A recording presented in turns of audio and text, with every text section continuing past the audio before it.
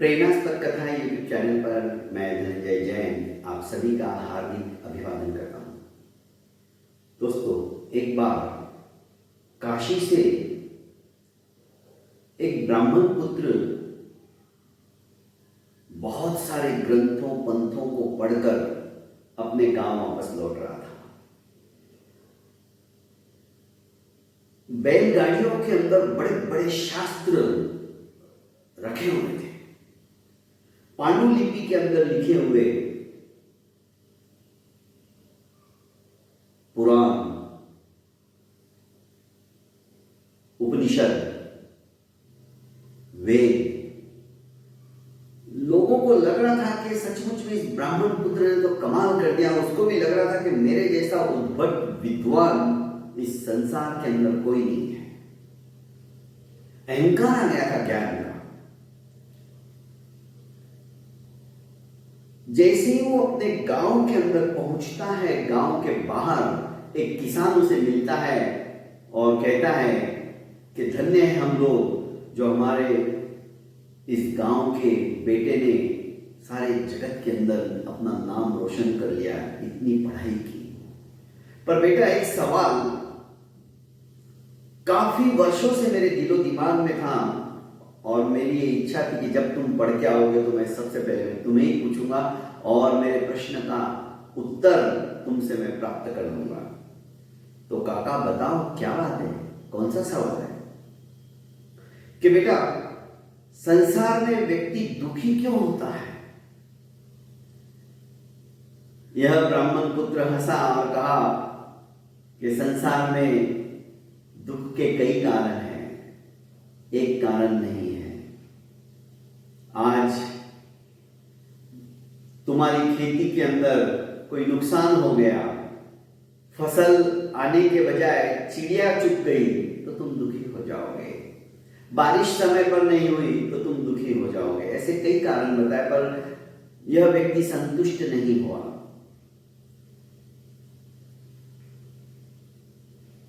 पाप का बाप मुझे आप बताओ, वो क्या है? उसी की वजह से हम दुखी होते हैं। पर लड़के को उत्तर देते नहीं बना। उसने सोचा कि मैंने इतनी पढ़ाई की पर समीचीन उत्तर मुझे भी लग नहीं रहा है कि मैं सही बोल रहा हूं। वापस काशी पहुंचा, फिर से उसने अध्ययन शुरू किया। सोचा कि अब जाके कुछ ना कुछ तो मुझे उत्तर देने के लिए मिल ही जाएगा, क्योंकि किसान ने ये भी बात कही थी, यदि तुमने मुझे संतुष्टि दिला दी। और वो किसान छोटा मोटा किसान नहीं था, उस गांव का सबसे धनाढ्य किसान था। और उस किसान ने सवाल पूछने के बाद ये कह दिया था इस ब्राह्मण पुत्र को, यदि मुझे समीचीन उत्तर मिल गया तो मैं अपनी समस्त जायदाद आपको दे दूंगा, क्योंकि किसान को कोई पुत्र भी नहीं था और पुत्र रूप में तुम्हें स्वीकार कर लूंगा। पर समीचीन उत्तर किसी भी ग्रंथों के अंदर जब नहीं मिला तो उदास होकर जब निकल पड़ा वहां से, तो एक वारांगना ने उनका उतरा हुआ चेहरा देखा तो पूछ बैठी, मेरी धृष्टता माफ कीजिएगा, पर मैं जानना चाहती हूं कि आप इतने उदास क्यों? चेहरे पे तो आपके अद्वितीय चमक है, पर मलिनता पूर्वक यह उदासी का कारण यदि आप मुझे बता दो तो अच्छा होगा, क्योंकि अपना दुख किसी न किसी के साथ तो शेयर करना ही चाहिए, हल्का हो जाता है। पर तुम लगती कौन हो मेरी? तुम हो कौन? उसने कहा, आप उससे सारोकार मत रखिए, आपकी उदासी का कारण बताइए। हो सके तो बता दोगे तो संभव है मैं उसे दूर करने का प्रयास करूंगी। पाप का बाप क्या है? संसार में उसी की वजह से लोग दुखी होते हैं, उसका मुझे जवाब चाहिए। बस इतनी सी बात। मैं आपके प्रश्न का समीचीन उत्तर दे सकती हूं और वो भी प्रैक्टिकल रूप में, पर उसके लिए आपको मेरे यहां पर रहना पड़ेगा, मेरे साथ रहना पड़ेगा। पर देवी तुम हो कौन? इसने कहा मैं वारांगना हूं, वेश्या,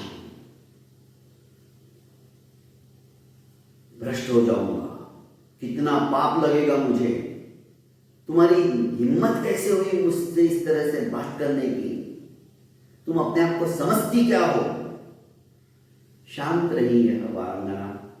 उसने कहा देख लो महाराज, आपके ऊपर है, आपको यदि आपके सवाल का जवाब चाहिए और आप इस तरह से कह रहे हो कि मैंने इतने सारे शास्त्र पढ़े फिर भी मुझे इसका उत्तर नहीं मिला, मैं आपको इसका उत्तर चुटकियों में दे सकती हूँ, पर मेरी शर्त है। पंडित जी ने सोचा कि कोई बात नहीं, यहां मुझे कौन देखने वाला है, इसके साथ रहना पसंद कर लिया। 15-20 दिन हो गए पर पंडित जी को जवाब नहीं मिला। अब वेश्या के यहां पर ही उनका एक कमरा दे दिया गया, कमरे के अंदर रसोई बना दी गई, ब्राह्मण देव का भिक्षाटन करके आते और खुद ही अपने हाथ से बनाते, क्योंकि वेश्या का हाथ तो कुछ नहीं चलेगा मेरे को, उन्होंने पहले ही बता दिया। एक दिन ब्राह्मण देव का बीमार हो गए, पर खाना कहां से खाया। वेश्या ने कहा कि आप बुरा न मानो तो कम से कम मैं बाहर के कुएं से ताजा पानी भर के लेके आती हूँ आपके लिए, पानी नहीं पियोगे, हिलोगे डुलोगे नहीं तो तबीयत कैसे क्या ठीक होगी आपकी। मन मसोसते रह गए, वेश्या के हाथ का उनको पानी पीना पड़ा। थोड़े दिन और हुए, पंडित जी तंदुरुस्त हो गए, अच्छे हो गए। एक दिन थके हारे थे, भिक्षा कुछ मिली नहीं थी, वेश्या ने कहा कि आज मैंने पंच पकवान बनाए हैं, आप कहो तो मैं आपके लिए थाली सजा कर ले आती हूं, आप खा लीजिए। उसने कहा नहीं नहीं नहीं, नहीं मुझे पाप लगेगा। उसने कहा जो आप खाते हो वही मैं खाती हूं, तो पाप किस बात का, नहीं तुम्हारे कर्म अच्छे नहीं है, तुम नगर वधू हो, तुम्हारे हाथ से खाना खाना बोले तो नरक में जाना होगा। ठीक है कोई बात नहीं। फिर सोचने लगे, एक दिन की तो बात है, वेश्या ने भी कहा आपके सवाल का जवाब आप बार बार बोल रहे हो कि 1 महीना हो गया अभी तक आपने मुझे जवाब नहीं दिया, आप यदि मेरे हाथ का खाना खा लोगे तो मैं आपको आपके प्रश्न का जवाब दूंगी। पंडित जी ने सोचा कि चलो आज खा ही लेते हैं, खाने के लिए बैठे। वेश्या ने कहा यह जो मिठाई है बादाम की बनी हुई, मैं अपने हाथों से आपके मुंह में खिलाना चाहती हूं, बस मेरी ये अंतिम इच्छा है। मन मसोस के उन्होंने हाँ कह दिया। बस जैसे ही वो मिठाई उनके मुंह के पास लेके गई, वेश्या ने खिंचा के चाटा उनके गाल के ऊपर जड़ दिया। ब्राह्मण देवता उठ खड़े हो गए, मुझे क्यों मारा?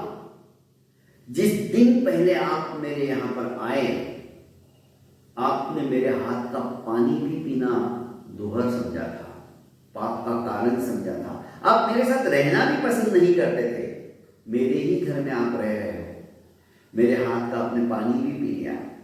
आपने कहा कि यदि तुम्हारे को मैं स्पर्श भी कर लूंगा तो मैं नरक में चला जाऊंगा। फिर मैंने आपको कहा कि आप मेरे यहाँ जितने दिन रहोगे, वेश्या ने ये भी बात कही थी। अब वेश्या का ज्ञान देना शुरू हो गया कि जितने दिन आप रहोगे मेरे यहाँ पे आपको 5 स्वर्ण मुद्राएं मैं प्रतिदिन के हिसाब से लेती जाऊंगी। आपने मंजूर कर लिया था और आप रहने लगे। आज जब प्रश्न का उत्तर देने की बात आई तो मैंने कहा कि आप मेरे हाथ से एक निवाला ले लो। आप त्वरित तैयार हो गए। बस आपके सवाल का यही जवाब है। पाप का बाप जो है वो लोभ है, और इसीलिए व्यक्ति दुखी होता है क्योंकि उसकी इच्छाएं, उसकी आकांक्षाएं, उसकी महत्वाकांक्षाएं उत्तरोत्तर बढ़ती ही चली जाती हैं। जब तक इच्छाएं पूर्ण नहीं होगी, आकांक्षाएं समाप्त नहीं होगी, तब तक लोभ भी हट नहीं सकता, और लोभ ही पाप करवाता है, जैसे कि आपने किया। ब्राह्मण देवता वेश्या के चरणों में गिर गए और उन्होंने कहा कि तुम सचमुच में मेरी गुरु हो, तुमने मेरी आंखें खोल दी। कहने का अभिप्राय है दोस्तों कि पाप का बाप यदि कोई है तो वो लोभ है, और जब तक समाप्त नहीं होता, संसार सागर से मुक्ति भी नहीं होती, क्योंकि इच्छाएं जो है, आकांक्षाएं जो है, वो उत्तरोत्तर बढ़ती ही चली जाती है। अनंत आकाश की तरह हमारी इच्छाएं हैं। एक इच्छा समाप्त नहीं होती है, एक मनोभावना हमारी पूरी नहीं होती, दूसरी आकांक्षा जागृत हो जाती है। इनके ऊपर ब्रेक लगाना वही सच्चा हमारा अपने गंतव्य को प्राप्त करने का साधन है। उस साधन के सहारे हम सिद्धि को प्राप्त कर सकते हैं। बहुत बहुत धन्यवाद दोस्तों। मेरी इस प्रेरणास्पद कथा यूट्यूब चैनल को आपने अभी तक लाइक एवं सब्सक्राइब नहीं किया है तो कर लीजिए और ज़्यादा से ज़्यादा इसे फॉरवर्ड कीजिए। प्रणाम।